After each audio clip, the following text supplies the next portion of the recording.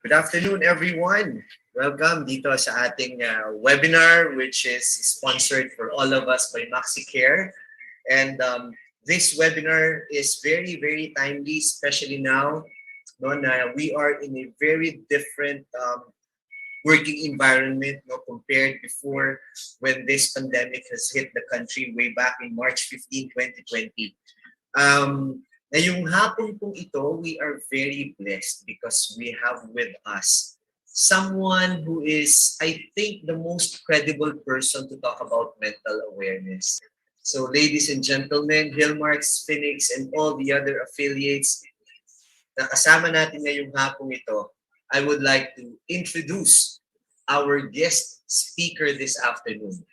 Sabi ko nga kanina, no, we are very blessed for having her dito sa ating webinar. And just to give you a brief background about our resource speaker for this afternoon, she is a board-certified psychiatrist and member of the Philippine Psychiatric Association.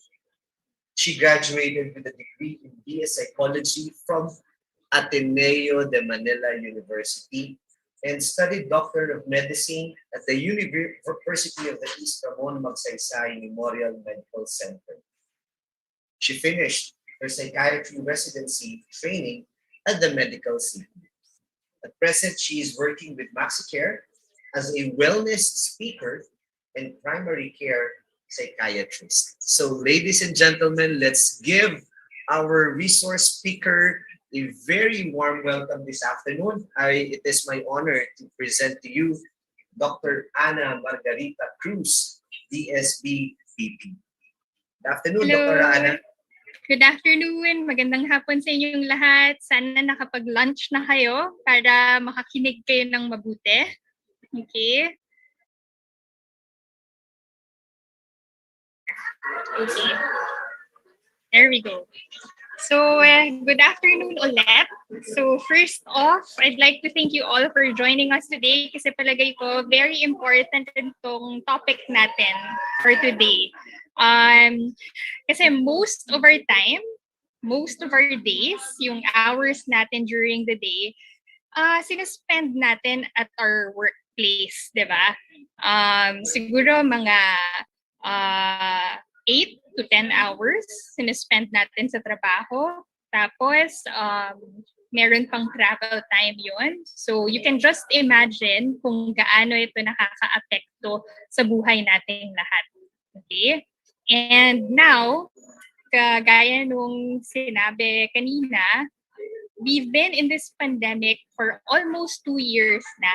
And during this pandemic, we've encountered so many changes dun sa paraan kung paano tayo magtrabaho, kung paano tayo mag-interact with each other also. So, yung buhay sa trabaho, nagbago. Sobrang ibang-iba siya ngayon.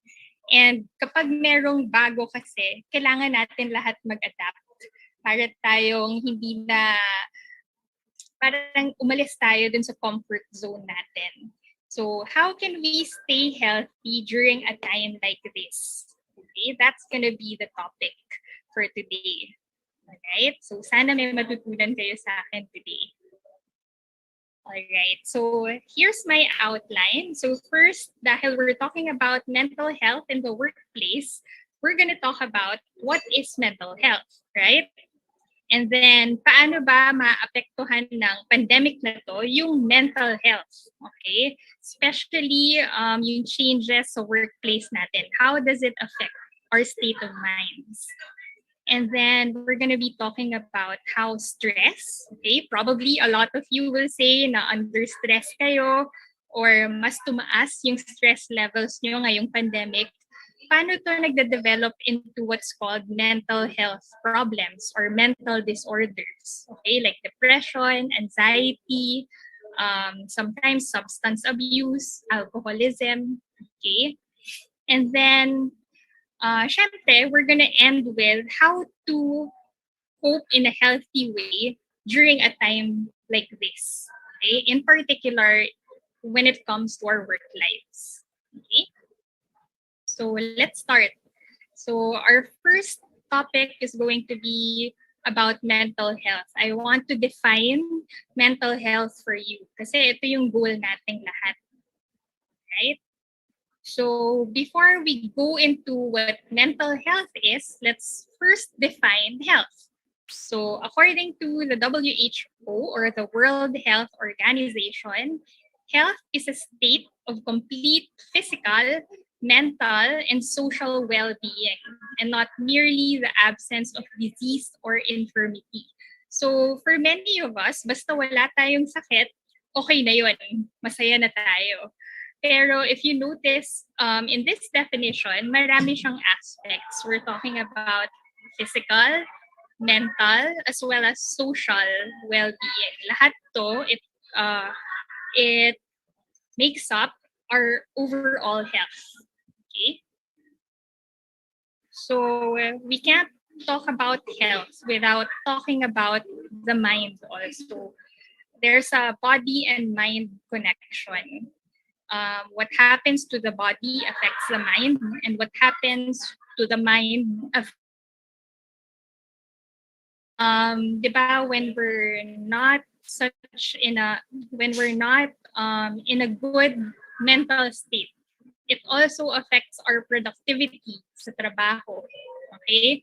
Kapag din tayong sakit, we also are less energetic, parati tayong tired, mas mahirap magtrabaho. Right? So, pareho silang nakaka-apekto sa isa't isa. Alright. So, tying this together, ano ba ang mental health? Again, galing na naman to sa World Health Organization. Okay?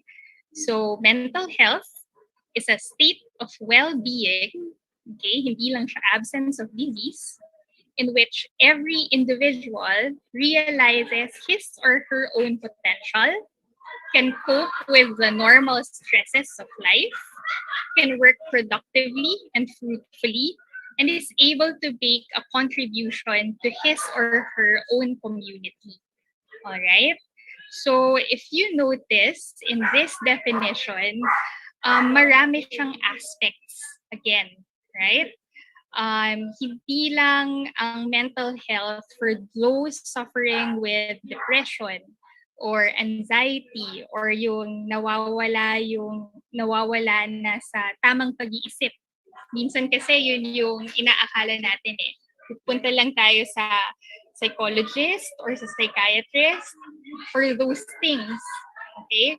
Feeling natin hindi importante isipin yung mental health kung functional naman tayo.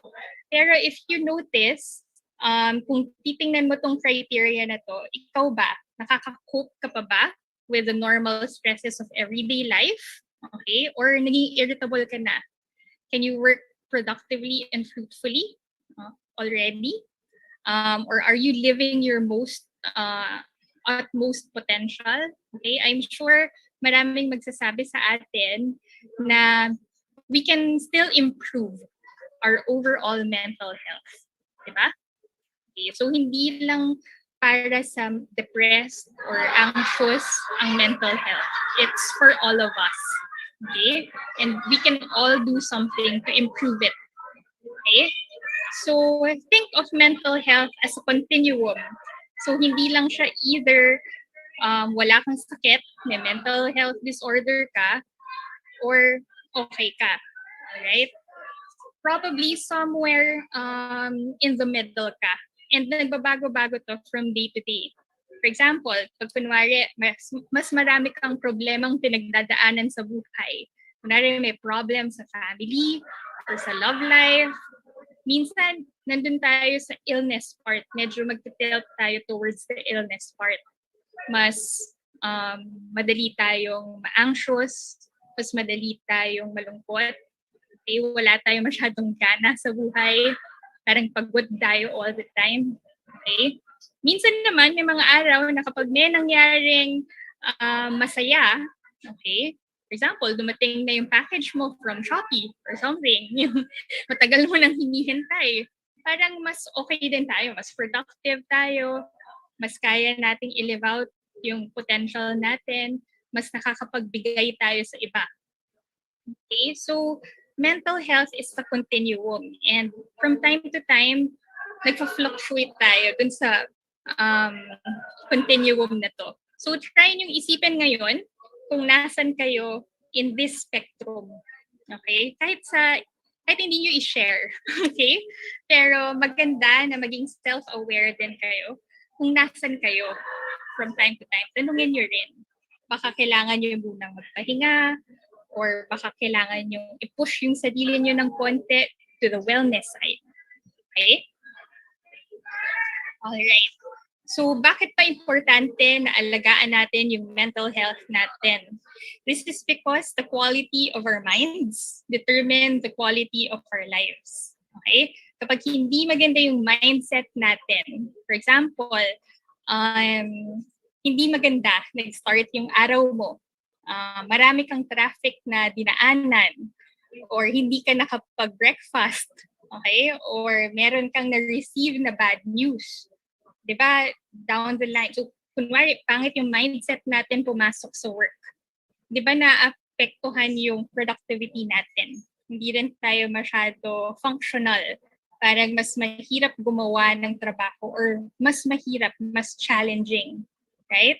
So, this is the reason why importante na maalagaan natin to or bigyan ng attention.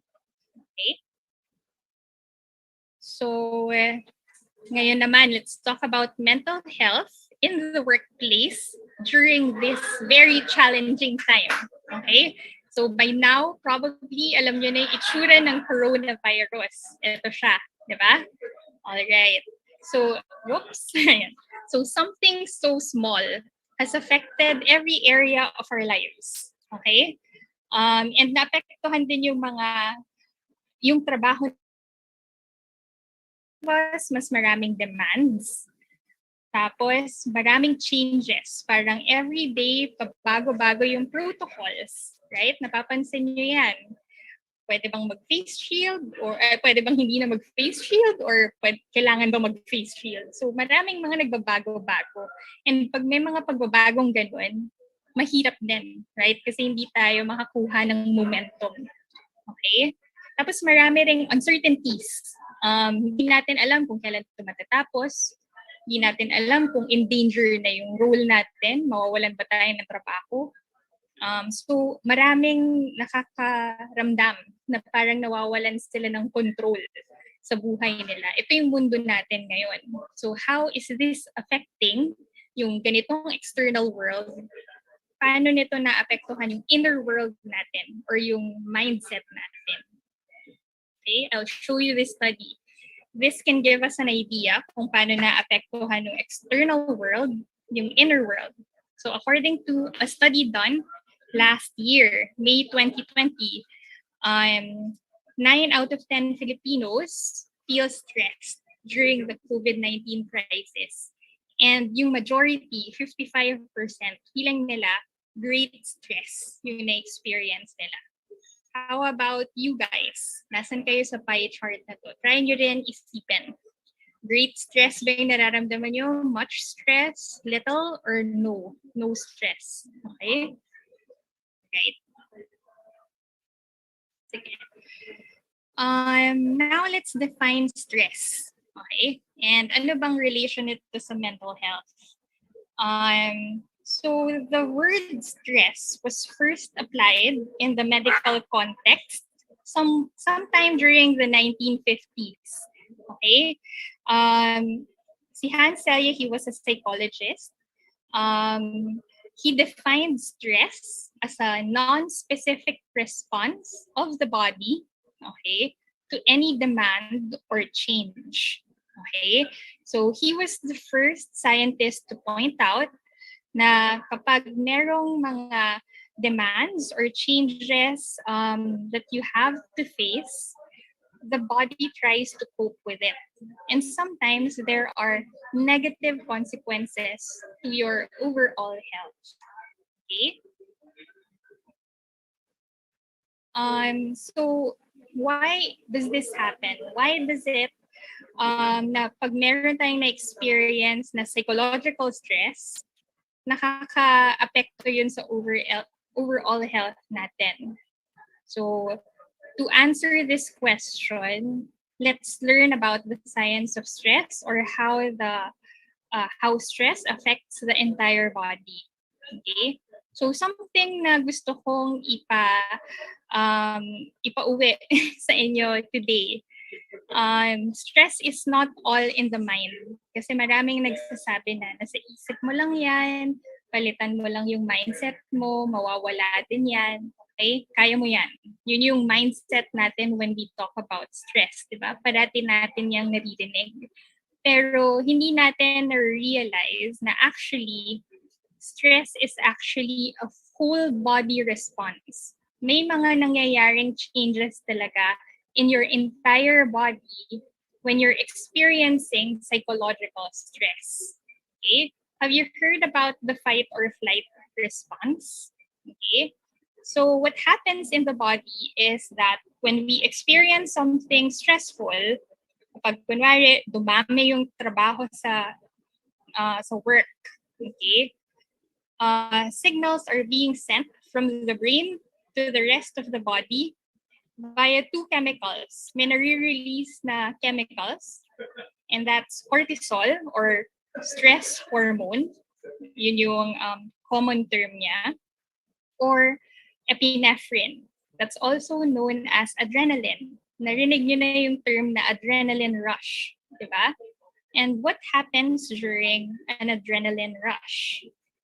Alright? In the short term, bibilis yung puso mo, bibilis din yung paghinga, tataas yung blood sugar, okay? Tapos mabagal naman yung metabolism, yung lower kidney functions, okay? The reason why this happens is when something stressful happens, your body interprets it as like a threat.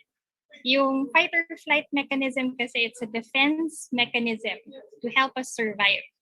So kapag meron tayong na-experience na something threatening, bibilis yung puso natin para makatakbo tayo.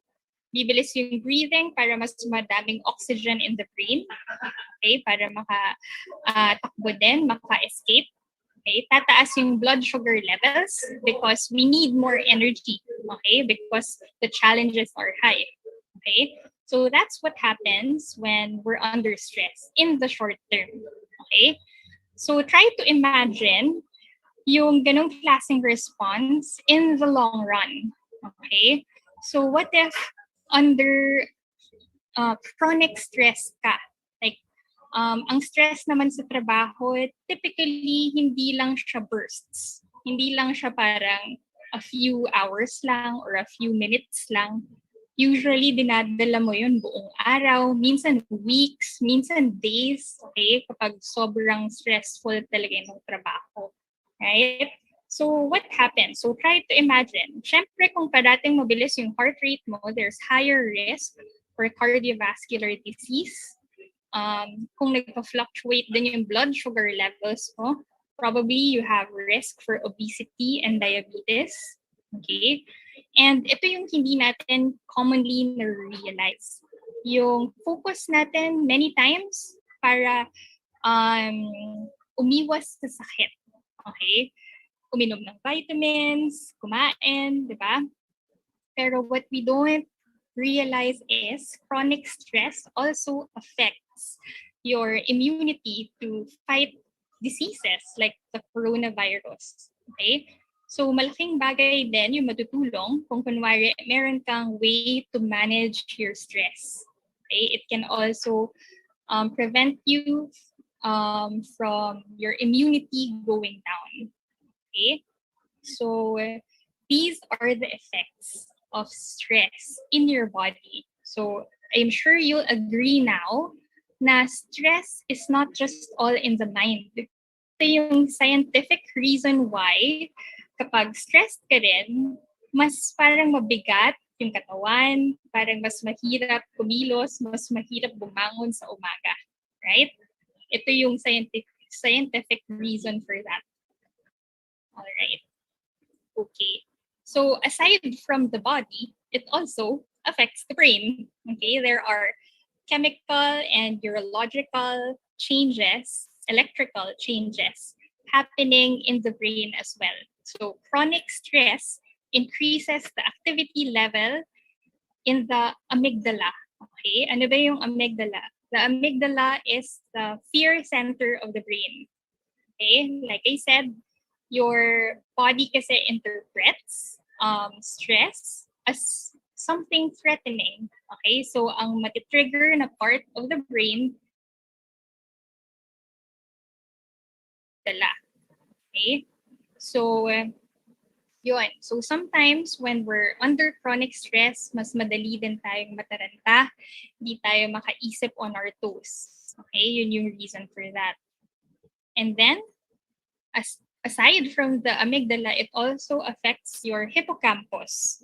Electrical signals in your hippocampus deteriorates. So ano naman yung hippocampus? Ano ba yung relevance niyan to us? Hippocampus is the memory and learning center of the brain. So kung kunwari under stress ka din, mas mahirap mag-concentrate, mas mahirap to learn new things, mas makakalimutin. Okay? So all of this are consequences of chronic stress. Okay? All right. So you can just imagine how chronic stress can lead to several different mental health problems like anxiety, substance abuse, and depression. Okay?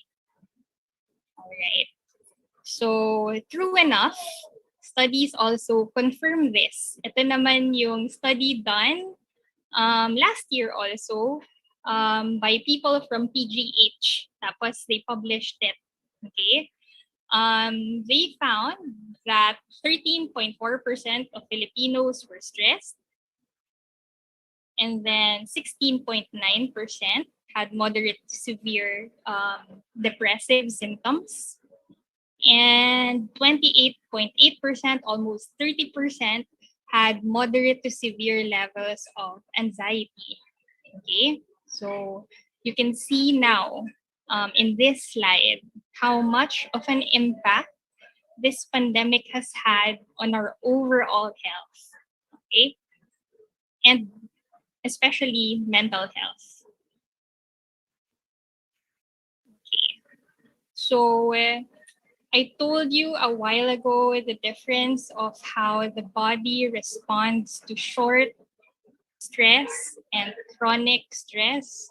So if I were to ask you now, is this pandemic, are we facing short or long-term stress? Siguro walang mag-answer ng short kasi we've been in this pandemic for almost 2 years. Magto 2 years na tayo in March, right? So we're facing chronic stress. I'm sure everyone will agree. And for many, parang emotional roller coaster yung pinagdaanan natin. Okay? There are emotional ups and downs during this whole pandemic. Okay? Pre-disaster, there were a lot of anxieties. Ano ba tong virus na to? So maraming natatakot, maraming nag-hoard. Okay? And then when it hit, parang marami ding nagtulungan. Yun yung heroic phase of this pandemic. Parang chinek mo kung kamusta na yung mga kamag-anak mo, safe ba sila, meron ba silang masks, meron ba silang alcohol, di ba? Shinare mo yun. Okay? Meron ding time na nagkaroon ng honeymoon period that we were so grateful for the Grab delivery drivers, for the medical frontliners, diba? We even posted so many gratitude posts for them. Yun yung honeymoon or community cohesion period naman of this pandemic. And then as the pandemic dragged on, marami nang nalungkot kasi we had to isolate from each other for so long. And maraming na-disillusion, maraming na-depress. Okay? Yun yung disillusionment phase. And then, I think even after this pandemic, what we don't realize is probably magkakaroon tayo ulit ng stress. Kasi we're gonna be rebuilding, we're gonna be starting over. There are probably gonna be changes again in the way that we work. Okay? So, mahabang journey itong pandemic na to sa buhay natin. Okay? And what I want all of us to realize is that ang mas magandang approach in long-term or chronic stress like this pandemic is this kind of mindset. Okay? That we're in a hindi to parang unahan. Hindi yung mauuna or yung tatakbo ng mabilis, yun yung mananalo. Okay? Mas importante sa marathon, ano ba? Yung capacity mo to endure, okay? Yung resilience, okay? How you pace yourself, yung parang pagbigay mo sa sarili mo ng slowing down from time to time para mag-gather ng enough energy to cross the finish line. Okay, so this is the type of mindset that we should have kasi journey talaga tong pinagdadaanan natin ngayon. And even after everyone has been vaccinated, probably meron pa rin tayong challenges ahead. Okay, so it's very important for us to pace ourselves. Okay, so how do we cope in this type of situation? Okay, regardless of our status, probably we're gonna be coping. Okay, kasi as human beings, survivors talaga tayo. Okay, yung tanong lang, are we gonna cope in a healthy way or in an unhealthy way? Okay? Kasi marami sa atin, kapag sobra na yung stress, ang unang naiisip na mga ways to de-stress, not very healthy ways. Okay? I'm sure maraming guilty din for many of us. Shopping, drinking, na lang, okay? So, I'll teach you healthier ways to cope during a time like this. Okay?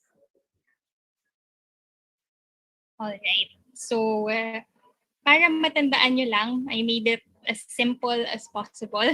Okay? As simple as ABCs. Okay? So, let's go back to the basics of healthy coping. Alright? So, ano lang, have an agenda, that's A, and then take care of your body, that's B, and then nurture social connections. Okay, so agenda, body, connection. Let's go through them one by one. Bibigyan ko kayo ng practical tips on how to apply this in your lives or in your work lives. Okay? So, first, let's dive into agenda. Okay, so the first way or healthy way to cope is to have an agenda. Kasi in these times of great uncertainty, this is very important. Okay, ano ba yung agenda? An agenda is a guide or a general idea or outline of what you have to do. Okay? Kung sa trabaho, parang yan yung parang to-do list mo for the day or yung schedule mo for the day. Okay? The reason why this is important is that it can keep feelings of anxiety and helplessness at bay. Okay? Nababawasan ng konti yung anxiety natin, tsaka yung helplessness kapag feeling natin in control tayo of the situation. Okay? And an agenda or a daily routine enhances your sense of control and competency. Okay? So what do I mean by this? Marami sa atin have described the pandemic as similar to what it would be like to experience the Third World War. Okay? Marami nga nagsabi na ito yung Third World War natin and it's against the virus. Okay? And ano ba yung importante in a war? Kailangan in any war situation, meron kang agenda, meron kang battle plan. If you don't have a battle plan, of course, you're gonna feel anxious. Okay? Kasi hindi mo alam ano yung gagawin mo eh. And more likely, as soldiers, hindi ka rin inspired to fight kasi you don't feel equipped. Okay? So this is the reason why it's very important to have an agenda. Not having one is like going to war without a battle plan. Okay? Hindi ka masyadong ganado. Okay? Hindi mo feeling equipped. Feeling mo hindi mo na lang kaya. Mawawalan ka ng hope, right? That you can win. Okay? So, yan. This is what I mean by have an agenda. Okay? So, perhaps in the workplace situation, how you can apply this practically would be to set your daily routine. Okay? Medyo i-expect mo na what you have to do for the day. Okay? Tapos, if for example, meron pang questions about your task or ano ba yung role mo, ask them. Okay? In wartime, di ba, there's no stupid questions. Okay? Tapos ngayon, it's very tricky. Marami din sa mga guidelines natin, probably pati sa trabaho or yung protocols, nagbabago din. So don't hesitate to ask questions kung unclear ka. Okay? Para mas confident ka din to face the challenges of the day. Okay? That will make you less prone to stress. So pag hindi mo rin alam yung gagawin mo, syempre stressed out ka, right? All right. And then B is take care of your body. Okay? You need to take care of your body first for you to function or to be productive. Right? There's really no mental health without physical health. So, are you getting enough sleep? Nakakatulog ka ba ng siguro mga 7 to 9 hours per day? Okay? Yun sabi ng marami yung typical or yung average time that a healthy adult needs, okay, to be able to function well. And then, is your diet fueling your body well? Okay? Or puro junk food lang ba? Okay? Probably hindi nabibigay yung nutrients na kailangan mo to function kung ganun. Okay? And this last one, I think ito, maraming guilty sa atin for this. Are you getting enough exercise? Marami sa atin, in the beginning, siguro kayo hindi masyado because I was told na nag-on-site on-site na yung work nyo ngayon. Hindi kayo nag-work from home ng matagal. Okay? And this is mostly for those na nag-work from home na medyo nawalan talaga ng physical activity. Nakaupo na lang the whole day. Okay? So, all of these are important for you to function well. Sleep, diet, and exercise. Okay? All right. So, another aspect about your body is your quality of rest, the type of rest that you're getting. Kasi probably marami sa inyo sabi 8 hours naman, nakakain na naman 3 times a day, okay? Tapos may physical activity ka naman, nag-bike ka to work, okay, for example. Pero parang pagod ka pa rin, okay?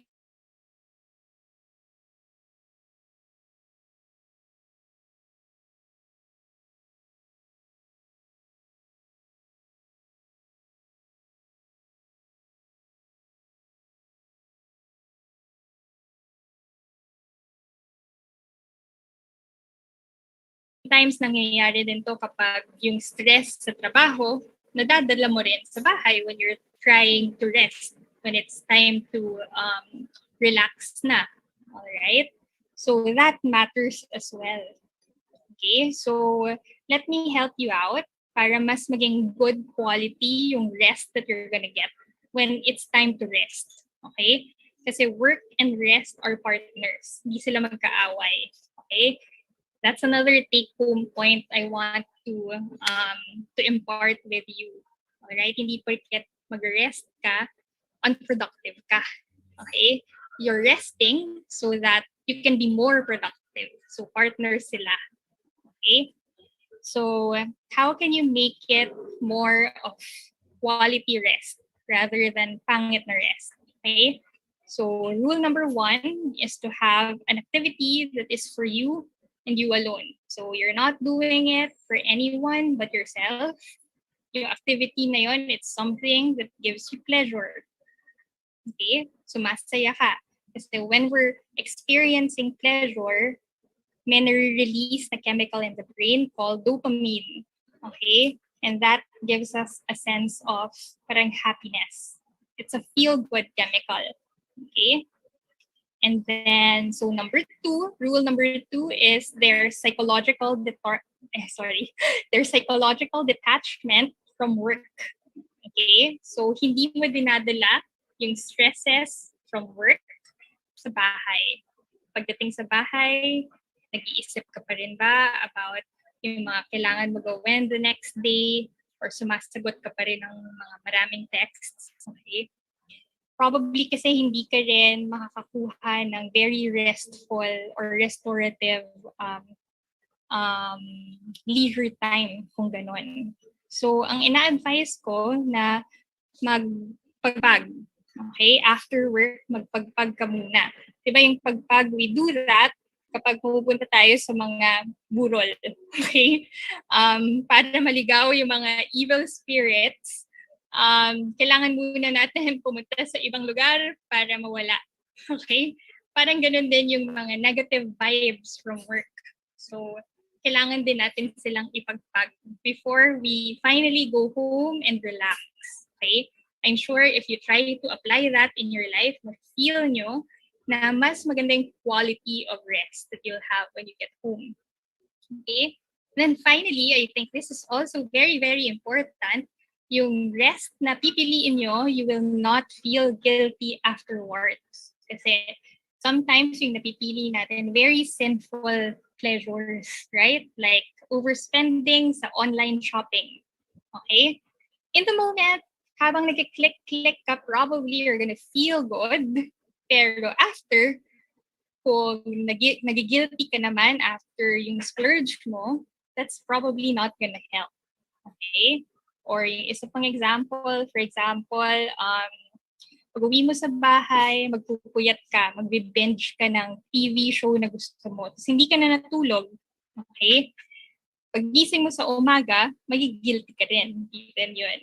Good quality rest. Right?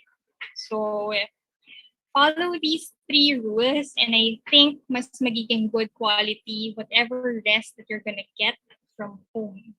Okay? So have an activity that's for you.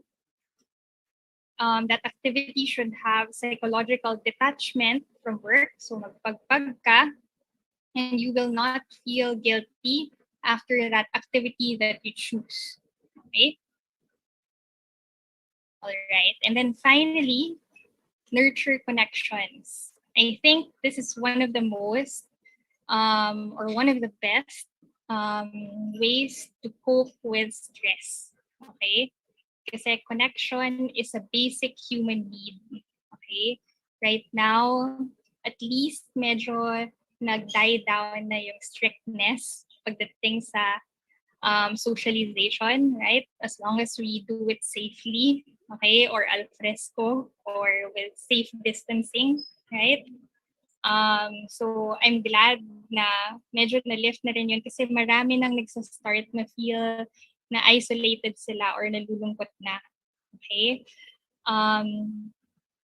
Human connection or socialization is actually very important din kasi for your mental health. Okay? So try to stay socially close even while maintaining physical distance. Marami namang ways to do that right now eh. Like Zoom calls, like this, or like in this photo, family calls, kahit malayo kayo sa isa't isa, you can still converse, you can have bonding moments, okay? Pagdating sa connections din, nag-a-apply yung rule pagdating sa rest. Quality over quantity matters. Okay? What do I mean by this? Marami kasi sa atin, sobrang daming friends sa social media or sobrang daming connections sa social media.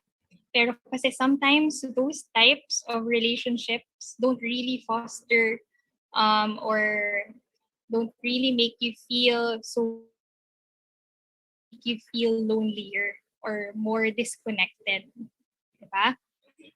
So what I want for us all to nurture is quality relationships. Yung types of relationships na nag-share talaga kayo ng ideas. Okay? Nag-uusap talaga kayo. Okay? Quality relationships foster genuine connection. Okay? Merong give and take. Okay?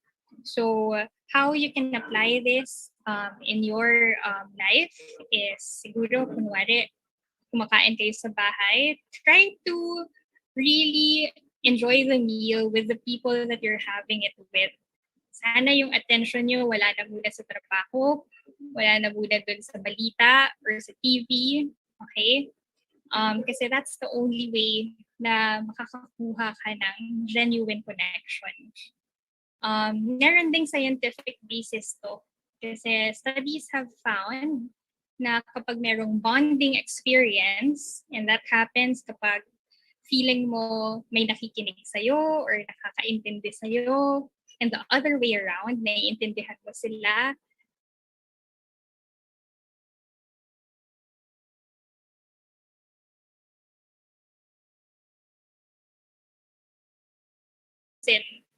again, that's a feel-good chemical. It makes you feel nice, okay, and calm. All right. So that's the final tip. Nurture connections. Okay. All right. So that's it for today. So once again, it's have an agenda, take care of your body, and nurture connections. And what I mean by that is quality connections. So thank you for your attention. I hope you learned something. I'll use the rest of the time for questions that you may have.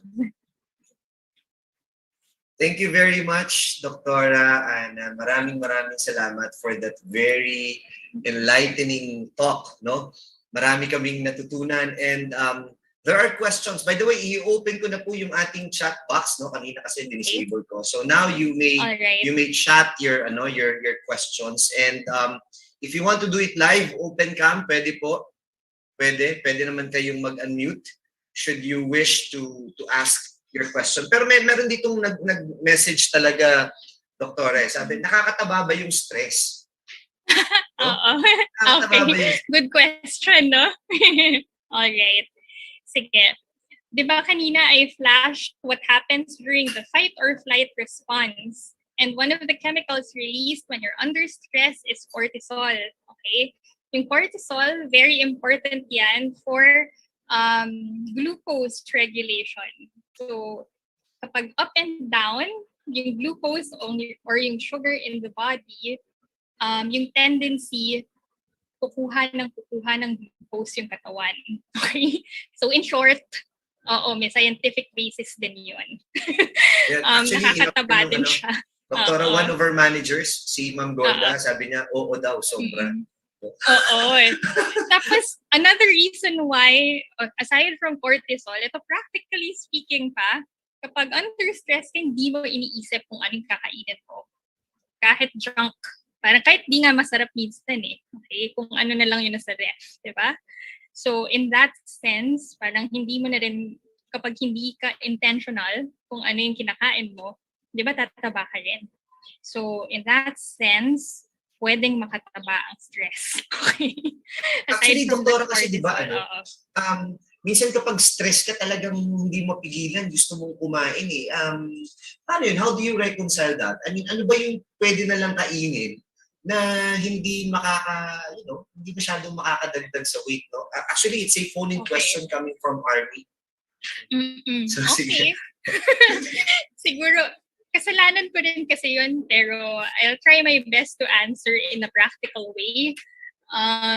Siguro maganda kung yung mga options ninyo sa bahay. Kasi yun yung mga una nyong kukunin pag stressed kayo di ba?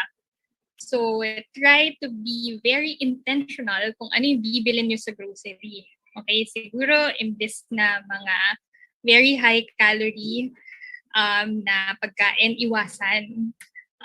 Try to come up with healthier options na pwede nyong gawing available doon um, sa refrigerator nyo. Kasi kapag under stress, mahirap na talagang magpigil. Pero another thing that I can siguro recommend, siguro hanap din kayo ng other ways to de-stress na mas healthy. Ang parati kong nire-recommend na para sa akin din nag-work, taking a walk outside. Okay? Kung hindi masyado maganda yung area nyo, maganda kahit punta kayo sa UP, mga libreng parks, di ba? Kahit maglakad-lakad lang kayo doon, tapos makita nyo yung surroundings, masarap din yung pakiramdam. Tapos nakita nyo rin parang life is moving on outside. Parang minsan kasi kapag nasa bahay ka lang, you're stuck with your thoughts, yung mga negative na naiisip mo in your life. So a change in environment can sometimes be good for you.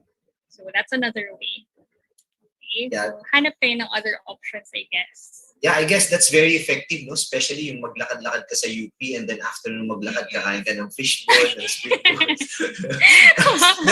Meron nagsabi dito, Doktora, may nagsabi dito, Doktora Ana, ewan kung para sa akin to question ni JB, but sabi niya, yung bang stress nakaka-cause din ng hair loss? Diyan ka lang sa kabilang kwarto kung makapagtanong ka, akala mo, okay, sige. Meron din ng link yun. Merong tinatawag na medical condition called alopecia. And related din siya sa stress. Okay?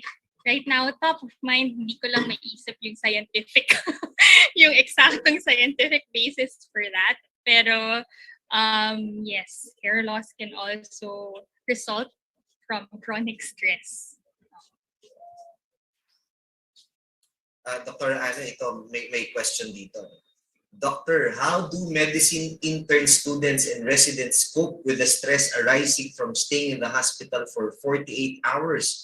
Possibly longer. Are medical schools doing something about this? Yeah. Parang may hugot yata. May medical students ba dito?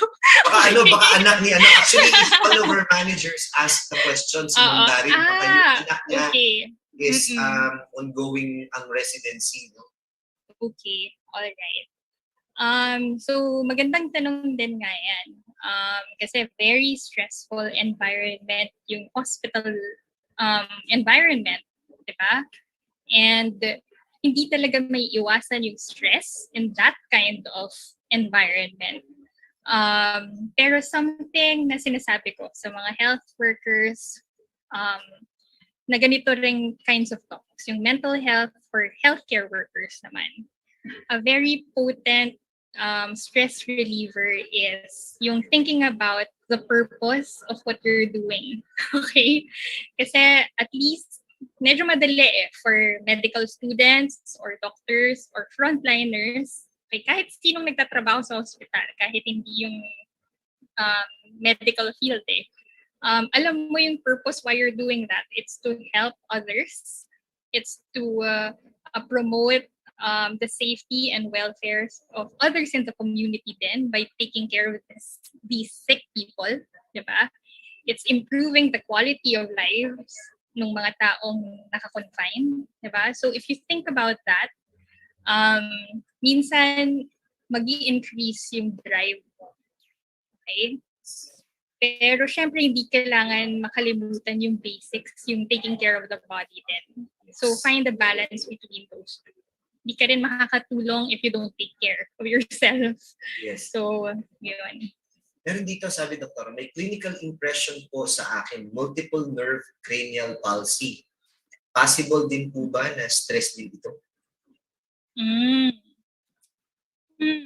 Hindi ako masyado familiar with this condition, to be honest. This is parang realm kasi to ng mga neurologists. Yeah. Eh. Okay. So, I don't want to speak kasi baka iba yung masabi We ko. understand. Yeah, we understand, Doctora. Yeah, that's being very professional, and we thank you for that, no? Yes. Meron dito, may isa pang question. Hello po, good afternoon. Yung stress po ba are linked to anxiety and panic attacks? Okay.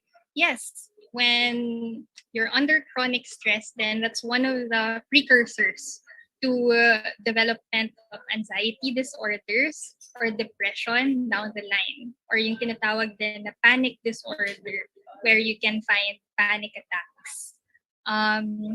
In any mental health problem din kasi, hindi lang porket meron kang genetic predisposition or dahil may mga pinagdaanan ka na trauma in your life, meron yan parating nagpo-push na from wellness magiging illness na. And usually, isa sa mga pwedeng mag-push, psychological stress, wherever that may come from. Yeah. Okay. Thank you, Doctora. No? Actually, I would like to share some thoughts, no? Especially dun sa sinabi mo kanina na part of the process of yung distressing is yung let's not take home kung ano man yung mga works at kung ano man yung mga trabaho na mayroon tayo. Yung mga stress, mga loads natin dito sa office. No? Kasi talagang kailangan magpagpag, sabi mo nga kanina, kailangan mag-stress tayo. So, siguro this is a very good reminder for all heads, no? Kasi tayo, yung mga DMs, talagang we can't help, no? Siyempre, mas malaki yung responsibility natin, mas malaki yung accountability natin. And it is always presumed that we can handle stress more than our staff. No? So, sana sa atin, sa level natin, mga DMs, mga supervisors, huwag natin i-transfer on sa mga staff natin yung ganun klase ng kultura. Kasi let's always respect their private spaces din naman. They need time to, to recover from the full day of work. So pag nasa bahay na sila, kung hindi naman yan talagang matter of life and death na talagang sobrang urgent, no? Baka pwede natin ipagpabukas yan, no? And kung sasabihin naman natin na, hindi, inuutusan din ako ng boss, blah, blah, blah, etc., etc. Di gawin na lang natin. Diba? Baka hindi natin kailangan i-transfer sa mga staff natin na mas yung kanilang I'm not trying to to put them down or to demean yung mga staff natin, pero tayo as managers, as supervisors siguro, we have a better way to cope it, diba? Compared dun sa mga staff natin in so far as experience is concerned. So siguro sa atin na lang muna, and then the following day, saka na natin pag-usapan pagdating dito sa office. Kasi importante talaga na maka-recover tayo from the full day of work at para the following day, tayo ay revived na, at tayo ay revitalized and ready to face another challenge in the workplace. Tama ba yun, Dr. Ana? Tama yun. Parang ang point mo dun, i-cut yung vicious cycle eh. Yeah. Kasi diba, minsan umiikot din yung stress. Kapag stress yung isa, napapasa sa iba. Yeah. Oo eh. And so, ano rin parang minsan, hindi mag-propagate. Yeah, and minsan din naman, yung stress ka sa office, pagdating mo sa bahay, ipapasa mo yung stress mo sa family mo. Ipapasa mo yung stress sa anak mo, sa asawa mo na, hello, wala naman silang kinalaman sa stress mo. No? Kumbaga, you should turn it around in such a way na you find refuge in them and they become now your distressor. Ika nga. Sila yung magtatanggal ng stress mo instead na you transferring the stress to them. Diba? So, importante yun. Importante din na ma-adapt natin yung ganung culture. Meron pa dito, although nasagot na to kanina ni Dr. Ana, no? Do you have any practical tips on how we can be resilient or yung coping up mechanism? So yun, no? May comment si Ma'am Daryl, baka dapat company policy niyan about after work privacy. Actually, pinag-aaralan na po natin yan. Ano? Pinag-aaralan na natin yan, especially para sa mga staff. No? Kasi yung HR culture natin is definitely evolving, and in one of the conferences I attended among the many HR heads of many different companies. No? Isa na yan sa mga kinoconsider, especially during this time of pandemic. Kasi bawat level sa organization, they have different ways and they have different styles and level of adaptability insofar as stress is concerned. So yeah, it's in the pipeline. It's in the pipeline, and we are seriously looking into that. And meron pa bang question? Sabi dito, coffee and shopping lang, Doc, solved na. Okay lang naman yung pakonti-konti. In moderation, pero anything in excess, diba? It's never good. Yeah. Right? Coffee is good. Doc, tama ba yun? Coffee, yung meron... Sorry.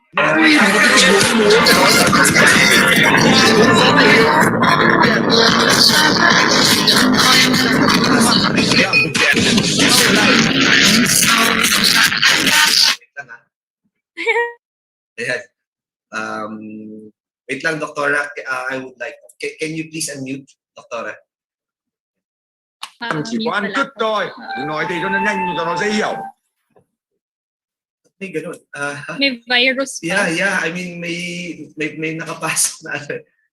Oo, parang mga ano to. Oo, parang mga troll. Unrecognizable. Oo. Yeah. Oo. So, ano nangyari? Anyway, sige. Mày đừng có bốc phát. Mày đừng có mồm điêu đi. Wait, and they can unmute. Wait.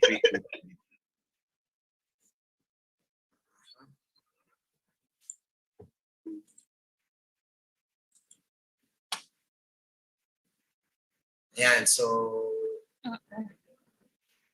Sorry, hindi ko narinig yung question.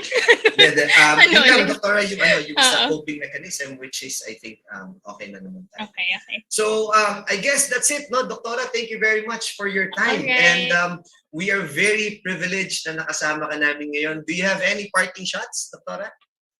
Alright, so take care everyone. Not only your physical health yung nagmamatter ngayon, okay? Your mental health, your mindset, it also affects your body.